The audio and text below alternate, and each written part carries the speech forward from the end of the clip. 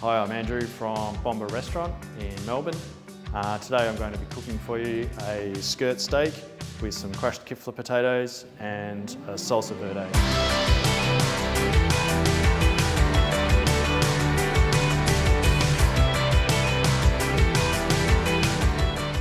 First we've got a skirt steak, which is a cut from the diaphragm, which is known as quite a flavoursome cut because it does get a little bit of work. We've got some anchovies, capers, mustard and garlic and fresh herbs, which we'll be combining with some olive oil to make salsa verde. And then we've got some kifla potatoes, which we'll just be cooking lightly until they're tender and crushing them with some fresh parsley and some fresh capers through it. Just a nice simple garnish. So we're just going to roughly chop some parsley for the kifla potatoes. You can leave a bit of the stems on there, it doesn't really matter.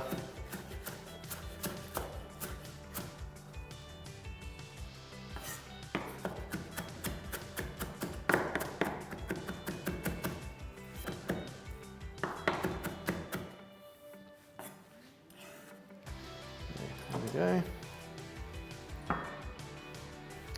And now we'll just pick some herbs for the salsa verde. Once again, the parsley we'll just roughly chop and leave some stems. But we'll take all the mint and basil off the stems. So now I've got all the herbs there ready for salsa verde. Just need to peel the garlic and then we'll blend it up.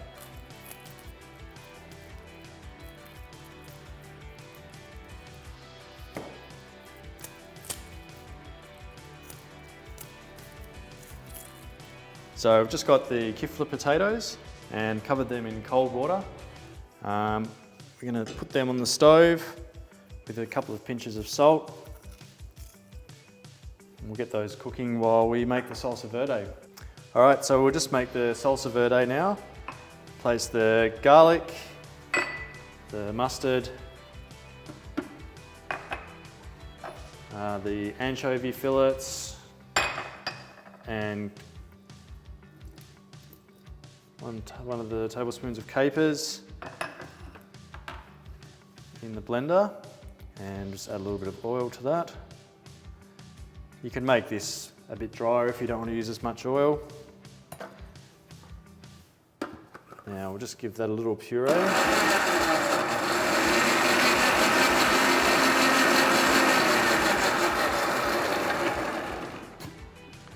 And now we'll add the herbs to it. If you don't have a blender, you can use a mortar and pestle or a NutriBullet, or you can just chop it by hand if you don't have any of those. As long as it just all gets combined nicely, it can be as rough as you like.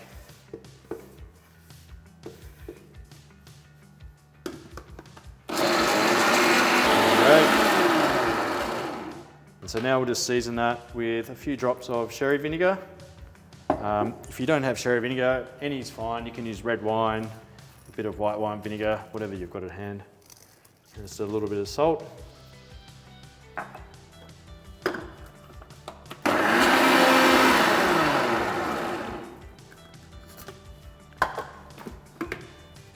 So you can see the consistency there. It's nice and loose, but not super finely pureed, and that'll just be drizzled over the steak nicely. So the kifla potatoes are looking ready now. When I poke them with a knife, it just goes in nice and easily. So they're ready to strain, and we'll let them cool down and then we'll crush them. Okay, so just carefully, not to burn yourself.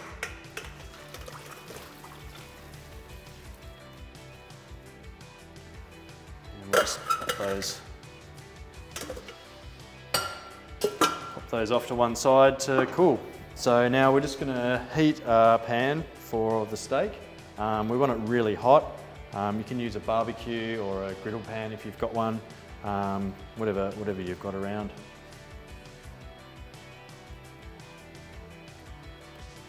So this steak we've had out warming up to room temperature, just helps it cook a bit more evenly. And we'll just give it a nice seasoning on both sides with some sea salt flakes.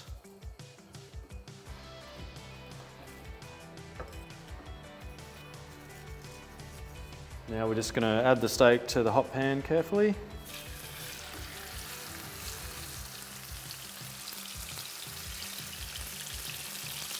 And we'll just cook it halfway on one side, flip it over halfway on the other, and then give it a really good rest.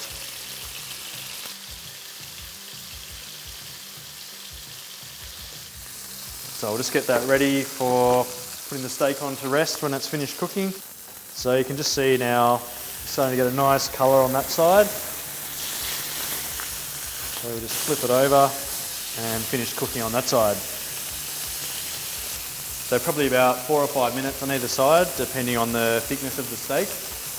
And to check it finally, we just press in lightly with our finger, and if the meat springs back, then it's about medium rare. So we're just getting pretty close now. So now we're just going to take the steak off gently and rest it on the wooden board here.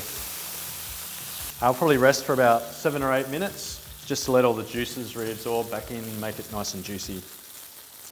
So we're just going to move this stuff out of the way and we'll get on to crushing our potatoes. So when the potatoes are cool enough to handle, we just crush them up roughly with our fingers.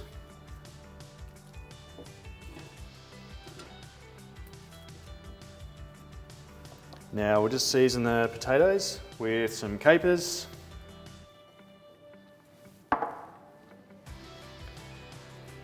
lots of fresh parsley,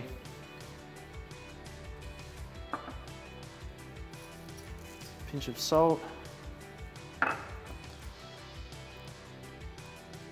a nice drizzle of some olive oil. And we'll just give that a nice mix together. So now we've let the steak have a really good rest, all the fibres are nice and relaxed and the moisture is all seeped back into the cells. We're going to carve it across the grain, which really helps with making it a bit more tender. So you can see the grain running down this way, so we'll carve it across this way.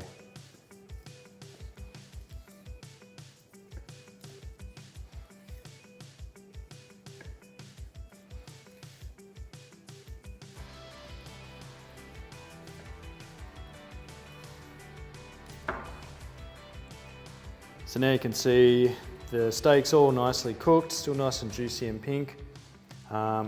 So we can either plate this up on one big platter for everyone to share, or you can do individual plates, whatever you feel like. And so now for the plating up. It's really up to you, but I'd like to put a nice pile of the potatoes.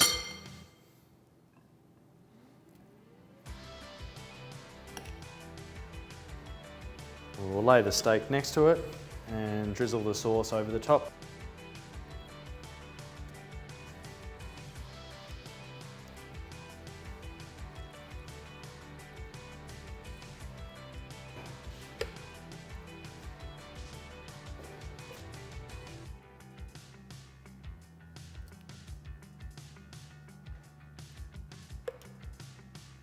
And there we have it.